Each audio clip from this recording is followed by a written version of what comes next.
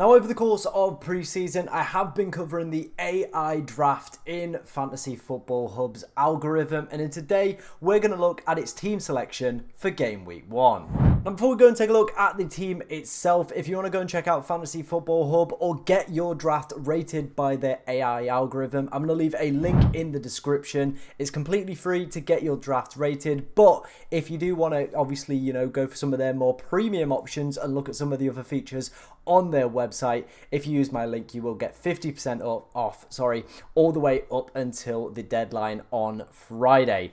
Right, let's start off with this team then. Let's go through the goalkeepers first. We're going to have Turner and we are going to have Jordan Pickford. Now, for me, I think Jordan Pickford is a very, very good option at 5 million for this season. So, you know what? I'm in a complete agreement with the AI here. If you look at 11FI's data as well, they have Everton projected 4th most clean sheets over the opening 6 game weeks as well. There's some nice home fixtures in there, and Brighton at home could be a very, very nice fixture for Everton to start the season with and get a good clean sheet as well. Obviously, the second highest team for clean sheets last season under Sean Dyche ball as well, which obviously, prioritizes defensive structure and stability rather than attacking flair. So that's always going to bode well when you're going for a goalkeeper. They also face a lot of long shots as well. I think he was maybe 3rd or 4th for long shots conceded last season, which is an easy way to pick up save points as well. That's kind of been a consistent theme as well throughout Sean Dyche's side. So for me, that one gets a big tick. Turner we covered in yesterday's video with the experts avoid picks.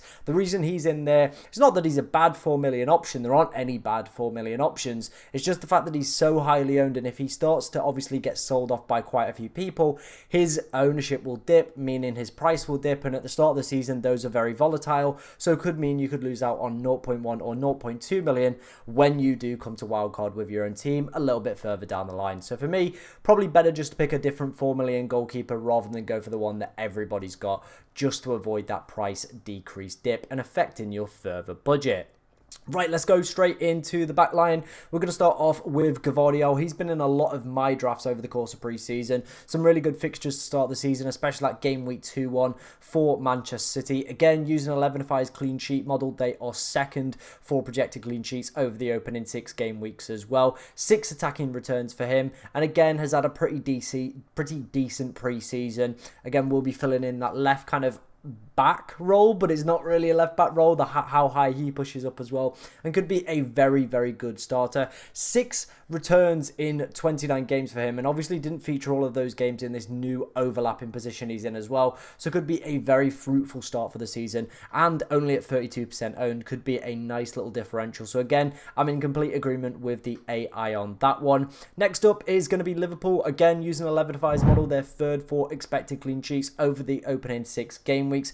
Ipswich away in game week 1 as well. Trent, despite missing large parts of the season, still managed to do quite well from an attacking data standpoint. I think if we had a good preseason for Robertson, he probably would have been in here. The AI algorithm did prefer him earlier on in the season and did save you 1 million, but now it is a big fan of Trent Alexander-Arnold, and I've seen him in a lot of content creators teams as well. We all know what Trent is capable of, and with some strong fixtures coming up for Liverpool, decent defensive data as well to back that up, he seems like a very smart option to have in the back line. Finishing up, it's going to be quite a pricey back line. Obviously, the AI favouring that more kind of solid clean sheet model with some attacking returns in there. It is going to be Gabriel. Interesting that it has gone for Gabriel over Saliba. I think it probably would have gone the other way, but maybe with Gabriel having better expected goal involvement last season, it's gone for him. There's a mixed bag of fixtures for Arsenal at the start of the year, but with that in mind, 11FI still does them have them top, of the expected clean sheet model. So, you're getting defensive data, scored in the last pre-season game from a corner as well. And it's interesting that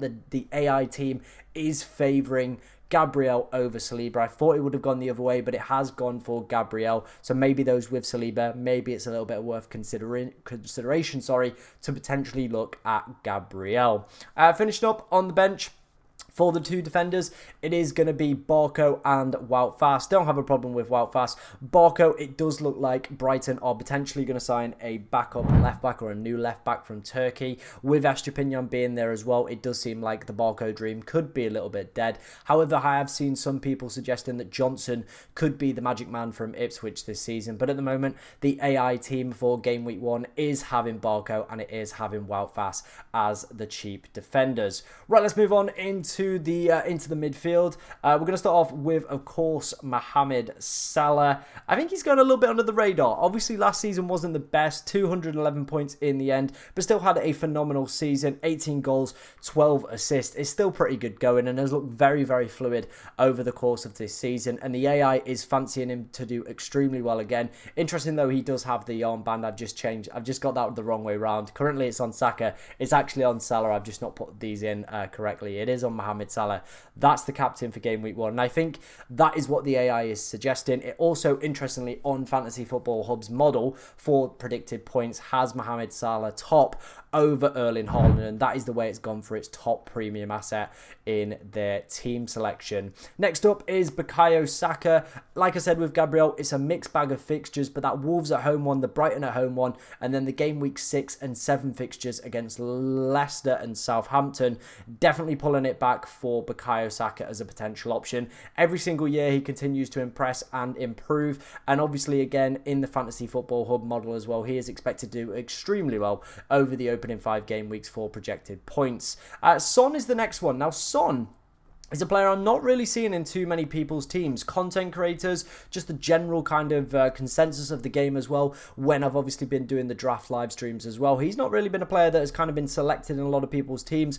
27 goal involvements for him last season. Pretty good going by his standard as well. I think adding Dominic Solanke to that mix as well is, I think, could be beneficial and could add further assists to his games. However, on the contrary, it could also lead to him potentially losing penalties, with Solanke having a great penalty record for Bournemouth as well. So that could be a little bit of a downside for Son as we do progress, but it is like in the kind of triple stack, if you like, in midfield with this AI team. It's something similar that I've gone for with my own team myself as well. So it's very interesting to see that the AI has also opted for that very much triple stack on, I'd say, like the mid premiums, if you like, in midfield. Next up is going to be Eze. Again, a fantastic year for him at Crystal Palace. The big concerns are around whether or not Michael Olise is going to be good enough, but the Fantasy Football Hub projected team and projected points as well for the opening 5 game weeks has Eze as the 4th highest over the opening 5 game weeks, which is absolutely wild when you consider his 7 million price tag. I've had a look at other algorithms as well, Draft Hound and Fantasy Football Fix. They don't have him as high, but they also have him, you know, I'd say reasonably within the top 15 players as well. So I think coming in at that 7 million price tag and with some great fixtures, Eze seems like a little bit of a no-brainer, backed by a lot of the algorithms collectively, but the Fantasy Football Hub one does have him as one of the highest point scorers over the opening game weeks. Now, interestingly, it's got a 5.5 million mid in here, and it's not the one that the FPL community are obviously raving about. The one that a lot of people are looking at is Emile Smith-Rowe, but the one in this team is Brenton Diaz. Obviously, Big Ben, he did quite well towards the back end of last season, didn't he? I'm just going to quickly load up his stats because it's decided it's just going to close it down. But Ben did fantastically, if I remember correctly. This is awkward. This is very awkward. I had all this prepared and now it's just disappeared. But I think if I remember correctly, off the top of my head, it is going to just load in for us now. It's not going to load in for us now. There we go. It has decided to load in. It is 7 goal involvements in 14 games. So nearly averaging 1 attacking return every other game. And coming in at 5.5, there's some decent fixtures after the Newcastle game for Southampton as well. I think he will be playing as a second striker, very much complementing Armstrong up front as well. So could be a cheat code that nobody's really looking at. And if you're looking for a super differential over the opening couple game weeks, maybe Big Ben could be your man. Moving on to our forwards. Obviously, there's going to be Alexander Isak in there. Per 90 last season, 0.83.